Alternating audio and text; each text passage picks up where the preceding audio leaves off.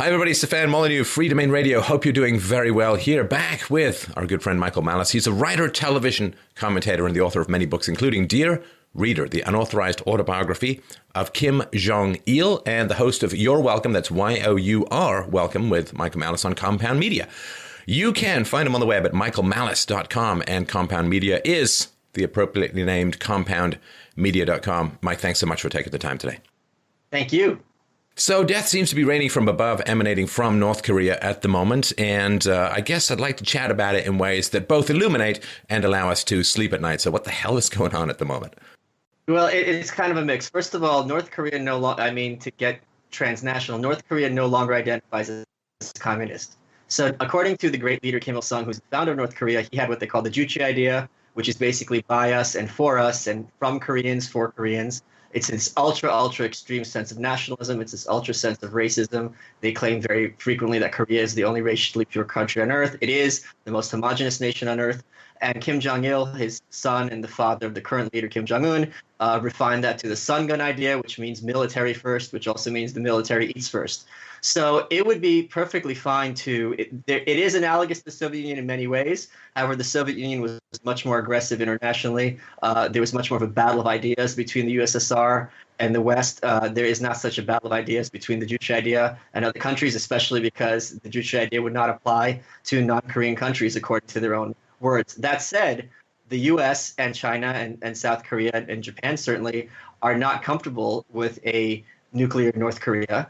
North Korea very frequently and publicly proclaims that, look, the United States is the largest arms dealer in the world, and we are a sovereign nation, and we have a right to be arms dealers as well. So if you have a nuclear nation that is insistent on its right to be selling those weapons, this is very much an international problem. Now, I'm not saying that means this needs military action to solve it, but this certainly is an issue that understandably many countries are uncomfortable with. Sure. Well, North Korea was put as one of the countries that was state sanctions of terrorism because in the 80s, when South Korea was given the Olympics, Kim Jong-un said, hey, why don't we share the Olympics? And the South Korean response is, well, the Olympics are given to a city, not a country, which was Seoul. It's not up to us to share, and you don't have the capacity as a nation to put up all these athletes and have all the stadiums and so on and so forth. So Kim Jong-il had two of his agents board a plane that was headed for South Korea, and they blew it up, killing everyone on board. And what's amazing is that the South Korean president later pardoned the woman who blew up the plane, and now she's walking around Seoul to this day. And the premise was she was brainwashed by the dear leader Kim Jong-il. So they do have a history of terrorism. I don't know in terms of sponsoring terrorism internationally per se, but they have been kicked out of many countries, their diplomats, because it's basically a gangster regime. So they will, exploit their diplomatic immunity for smuggling. They're accused of being the world's largest counterfeiter of U.S. dollars, besides, obviously, the U.S. government, haha. And there's all sorts of, when Kim Jong-il's son, Kim Jong-nam, who was recently murdered, was caught in Japan, and they asked him what you were doing in Japan. He said, I was here to visit Disneyland, and the Western press credulously reported this. He was actually there to get money for an illegal arms shipment, and this was the Japanese way of saying we're on to you. So they have their fingers in very many international pies, so to speak. And I don't know about terrorism per se, but they're certainly not someone who are, law-abiding neighbors. Oh, no, absolutely. But compared to what is always my question regarding this. Now, this missile, right? We got Hawaii dusting off their World War II sirens and so on. So this missile that was recently, dropped near Japan or in Japan airspace, which they say can reach parts of the United States. Let's talk a little bit about what the strategy might be behind that. Well, what happened and then what the strategy is behind that. Well, I got to tell you, I think this is a non-issue because I've always said Seoul is very close to North Korea. It's directly south of the DMZ, which separates the two Koreas. Even if they didn't have nukes, if they're firing missiles at Seoul, which is, we saw 9/11, that was three buildings actually, that got taken down, and the horror that looked like.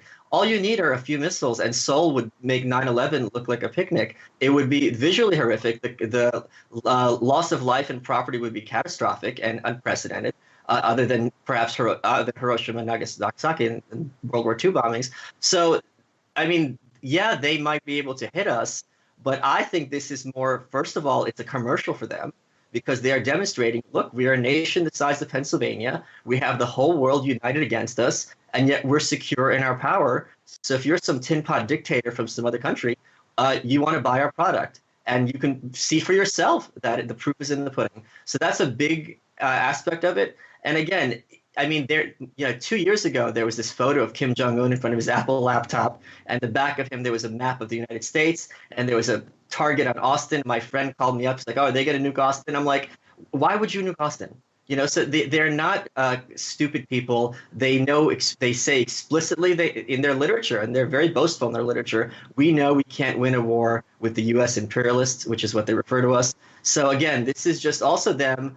They're very big on defiance. So they are being told by bigger countries, they call themselves a shrimp among whales, China, to a lesser extent Russia, the United States, Japan, telling them, you can't do this. And Kim Jong-un can say proudly and boastfully, look, they're telling us we can't. Yes, we can.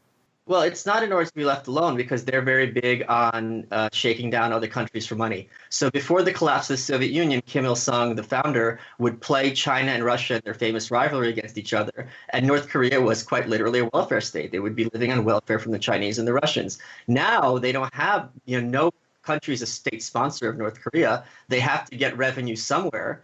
And what better way to be like, hey, we have 100 nukes. And if the U.S. says, give us 90 of them, fine, pay us for giving you these nukes. If it's effectively a sale of weapons, even though those weapons have no intention of being used, like when you give into guns and you get toys for Christmas in the States or some program like that. So this is a very smart way of saying, we have something you want. If you want that which we have, pay us. And it's a shakedown, simple as that. Right, right. So let's talk a little bit about this supposed he's crazy and so on, because you point out, I'll give you a quote and then we'll talk about it some more. You recently said, they're not crazy in the slightest, they are pure evil, and as I described in my book, this has been a decades-long process to maintain their hold on power. They've outlasted everyone except for Cuba, so clearly if they're irrational, they're doing something wrong about being irrational, because they're logical. Now, let's start to pull that thread apart, because I do, again, find it very dangerous when people just assume that evil people are just plain crazy, because then there's no possible way to come to any kind of accommodation, even in the short run. Well, when people say such and such is crazy, that's just them saying, I don't understand their thinking. That is basically a reflection on the person speaking rather than the other person. The fact is they've been very consistent, and crazy people are not consistent. Crazy people are all over the place and unpredictable. So North Korea, was founded in post-World War II. They are around in 2017 as strong as ever, not as strong as ever in terms of feeding their people, but certainly as powerful as ever on the world stage. Despite not having sponsorship, as I said earlier, from the Soviet Union and China. So again, the fact is that every president has, regarded them as belligerent. In 1968, they captured USS Pueblo and the crew. They still have it. It's the only U.S. ship that's under U.S. possession. So they've been having these. In the 70s, they chopped up a couple of American soldiers, the DMZ, with an axe. That axe is proudly displayed in the north at the museum, which I saw with my own eyes. So they've been playing these shenanigans for decades. And to say that they're crazy, that term really does not have a meaning here, because they know what they want. They're getting what they want. They are telling people explicitly this is what they want. So I don't even see the slightest. It's just crazy. Sociopaths back in the day, the old term for it was morally depraved. So yeah, if you want to call them morally depraved, sure, by that definition, they're crazy. But I can't think of one thing they do that is crazy per se. Well, there used to be a phrase when I was a kid, I don't know if it's still around, crazy like a fox, Yeah. like slow and hunting and patient and so on. And it's a very high IQ population, as I've sort of mentioned before. So just throwing them in the big bag of crazy is, it's kind of crazy. Sorry, go ahead. Let me make one point. This is the metaphor I always use to explain how they're perfectly sane. There are two types of bank robbers. There's the bank robber who comes in, shoots up the ceiling, gets the loot and leaves. And there's the bank robber who comes in, shoots up everybody, that takes the loot and leaves. The first one is sane. He's a thief. He wants money. He's threatening people, but he doesn't actually want to engage with the police because he knows the consequences would be very, very dire if there's blood in his hands as opposed to just some money. The second one, that person is not thinking rationally. They're thinking very short term.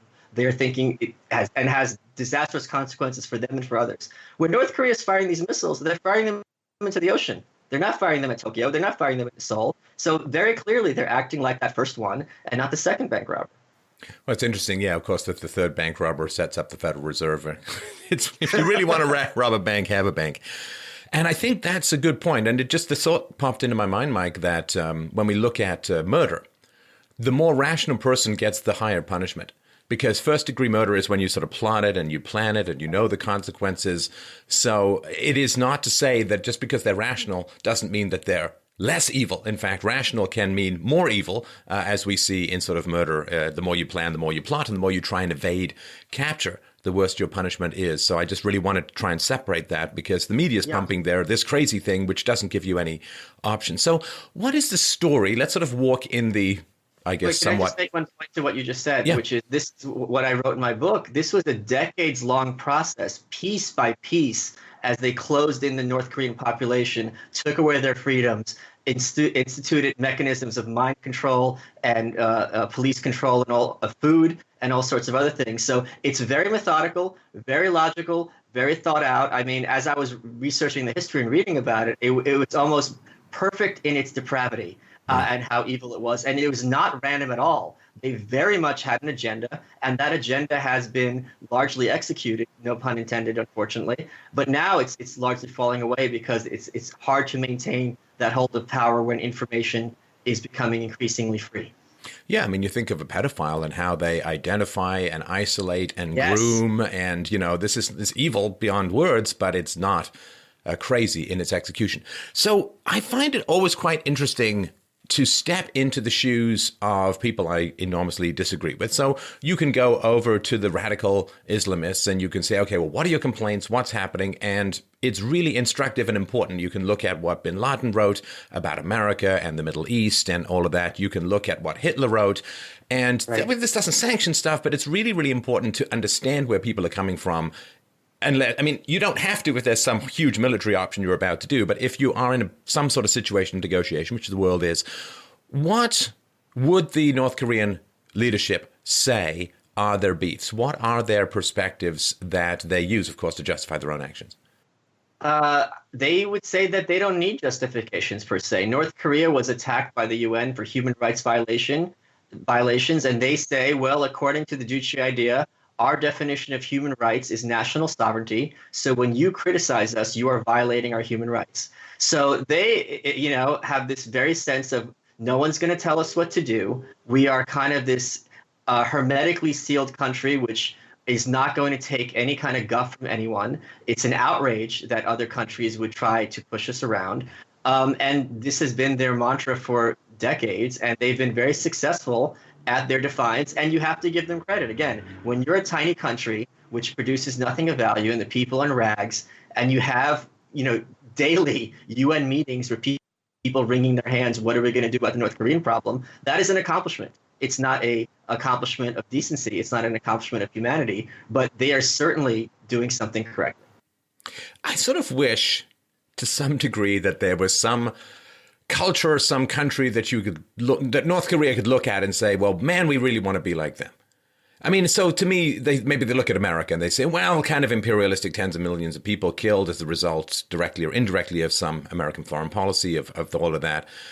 And, what is it, $200 trillion plus of unfunded liabilities and so on. You say, well, that's not really where we want. Look at Japan. Japan, what is their GDP to debt ratio is like well north of 200%. And they've had this zombie economy. They've got no birth rate. There's sort of a population implosion that's happening where there's going to be like one guy with his eyes fixated on anime porn at the end of Japan in 100 years. And so, or they look at Europe, which is committing a kind of democracide through population replacement and massive debt and bureaucracy and infighting and so on.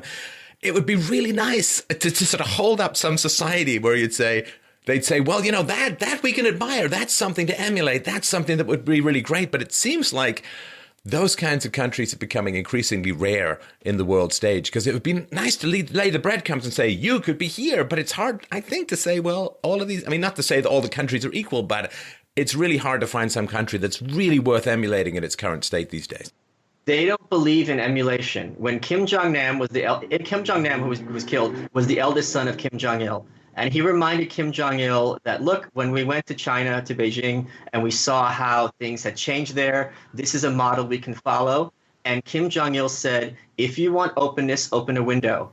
That won't work for us because we are Korean and they are Chinese. So they take this Marxist relativism to an absolute, to the point where you can't look at other countries as a model in any way. You can only look to Korean solutions for Korean problems. And since we have implemented these Korean solutions under the brilliant guidance of the great leader Kim Il-sung, we are the country that others should emulate, in the sense that they should find their own equivalent of Koreanness, which they won't be able to because they are racially mixed and we are racially pure. Mm.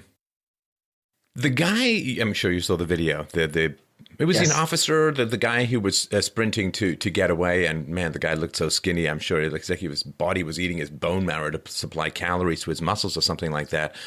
And he was treated, of course, not just for hunger, but didn't they find indications of a true starvation diet in the man's belly? And of course, this is the feed the soldiers first country. I mean, where the hell is it economically at this point?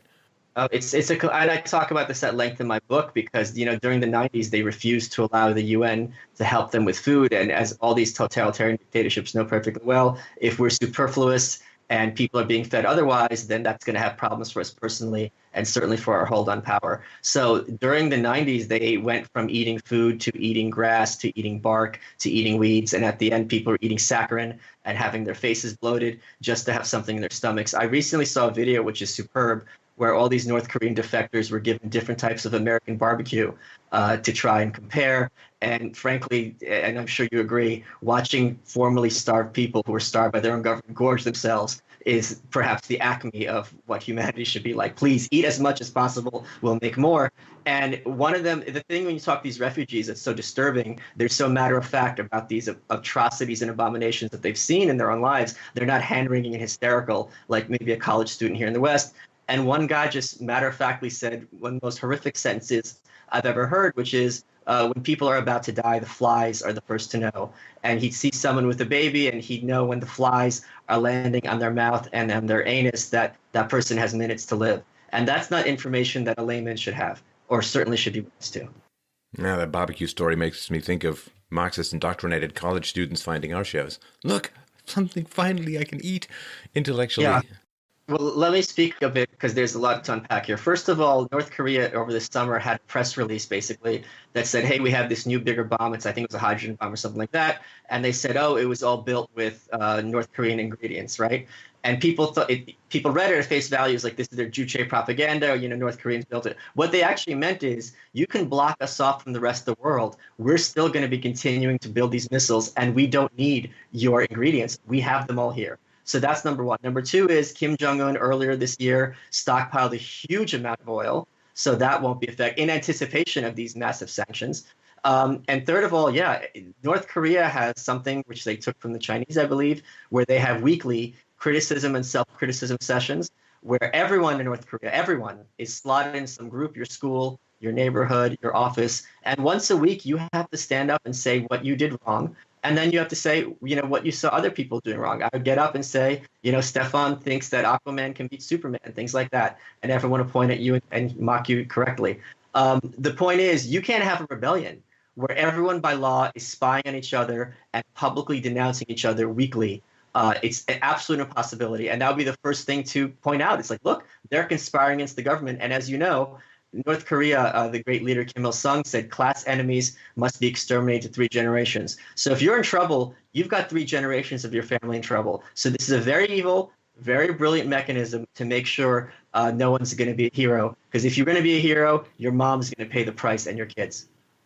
Well, and it seems to me somewhat hypocritical for people in the West who sometimes self-censor for fear of political incorrectness and who have trouble mouthing certain scientifically basic syllables for fear of negative repercussions on social media to say, well, these half-starved people should storm the barricades of some well-armed, well-oiled military machine and take back their country. It's like, oh, I'll believe that a little bit more when you can post about controversial things on Twitter.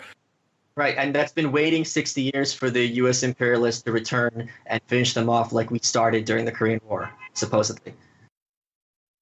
So let's talk about what your perception is, and I think I agree with it, but the perception that there are no military solutions that can be deployed with any degree of reliability, safety, or security. So let's talk a little bit about some of the military options and how they would play out. Well, here's the point I make. I've made this on Fox, and people just turn white. It's like there's 100 to 200,000 people in concentration camps. They are told explicitly, and repeatedly, should the U.S. imperialists invade, we are going to kill you all and burn these camps down, just like the Nazis did, in World War II. So if you're some kind of military thing that's actually serious, you're looking at genocide on day one. And this is a price that, and listen, the Trump administration, Bannon, Tillerson, others have publicly and explicitly said military is not an option. It would be absolutely catastrophic. So, but at the same time, there are no good options. I mean, if Kim Jong-un and his coterie of leaders at the top have to choose between themselves and their hold on power and the populace, they did that in the 90s, and they chose themselves. And you had 1 to 2 million people starving to death, and they didn't care. They were still there, and Kim Jong Il lasted until he died in 2011. So when you have a government that is comfortable killing millions of its own citizens to maintain its hold on power, what are you going to say? We're going to kill doubly millions of your citizens? I mean, that's some kind of auction that no one's going to win. Would you have played out the original Korean War in the 50s? Would you have played it out differently if you had sort of magic wand of history and omnipotence and omniscience and so on? Because it seems tragic. I mean, this is one of the great, it's like the East and West Berlin experiment in the post-Second World War period, where you get to see a relatively free market with a totalitarian. Now, you say, well, it's not communist now. And it's like, well, but it started communist. That was the original. It's totalitarian. Right? It's totalitarian. And so to me, communism, this is what it always decays into. So, I mean, it seems like, man, if they just, I hate to be the guy talking about military force and all of that, but thinking of the agonies of the decade after decade of what's going on in North Korea, it's kind of tempting to sort of look at the rewind button and say, man, if they'd kept going or done something else, maybe they could have turned all of Korea into South Korea, which would have been a huge boon to the local population and the world economy and culture as a whole. Yeah, but I mean, again, as you know, it wasn't just the North that they were fighting. They were fighting Russia and China. So these were no lightweights whatsoever. And we were exhausted after World War II. I know MacArthur wanted to use nukes, I think, on the border between North Korea and China and make it unhabitable for centuries. And this was a no-go.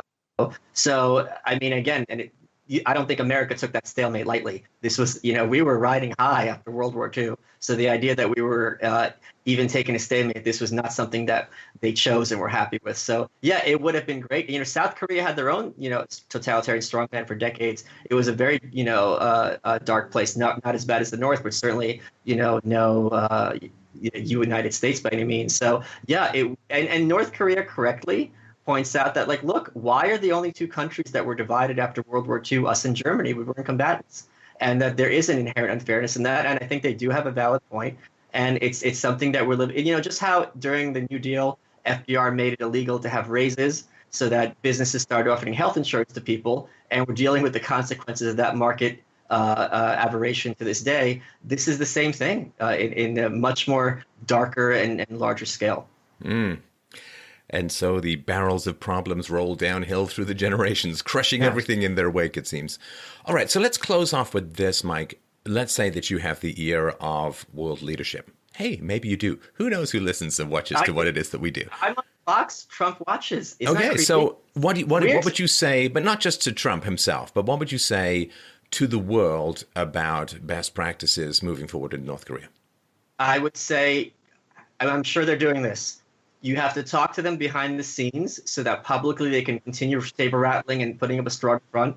Ask them what it would take to get X, Y, and Z. And it's going to have to be some kind of haggling business negotiation. If we have to turn them over, if it has to be like, okay, China will guarantee that you, in some sense, stay in power. You guarantee to liberate and denuclearize. I mean, that is the best scenario we're going to see. That said, I think this is what, if North Korea was going to end, this is what the end would look like. The population is increasingly cynical. The population is increasingly informed.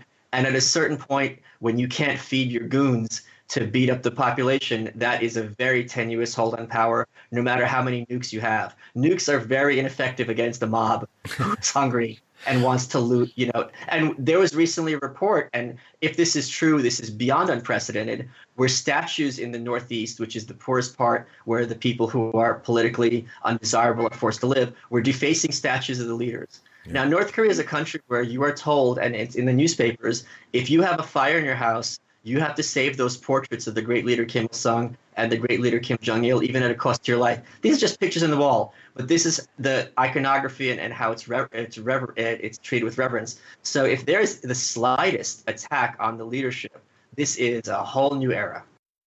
It would be fascinating to see some kind of transition wherein at some point, there's no economic productivity left. Like there's not enough food. I mean, this guy who fled with what he had, like raw food in his gut and bacteria that indicates a starvation diet, even for relatively senior members of the army. To me, it would be fascinating to see the kind of transition that happened even after the 1917 revolution in Russia, when economic output collapsed, food productivity collapsed, and therefore even Lenin, the hardcore communist that he was, introduced some private free market reforms. They called the New Economic Policy. There was this whole bourgeois group called the Net Men. Yep. And so there was that possibility that happened. There has, of course, in a heavily socialist India, moved more towards the free market in the 80s and the 90s. You see communist China moving more towards. I was in China in the year 2000, haggling using a calculator for a leather jacket. It was a fascinating experience, completely unimaginable even 10 years prior. You saw the emergence, of course, after the collapse of communism in Russia, of relatively free markets, in some ways even freer than the West at the moment. So when they do completely run out of options, there does seem to be some capacity to introduce some free market reform, some private property, some profit motive. That would be a fantastic opportunity. That's already started. They have, because the government can't provide food, you have these black markets in these little towns, and they're illegal, but you have to bribe the police because the police are hungry. So basically it works like a tax, and then people get food that way. So this has already been increasing, and it's been escalating, and the North Korean government doesn't like it, but the North Korean government doesn't have an alternative. So already what they refer to as the toxic yellow winds of capitalism have started sweeping over that most depraved and evil country.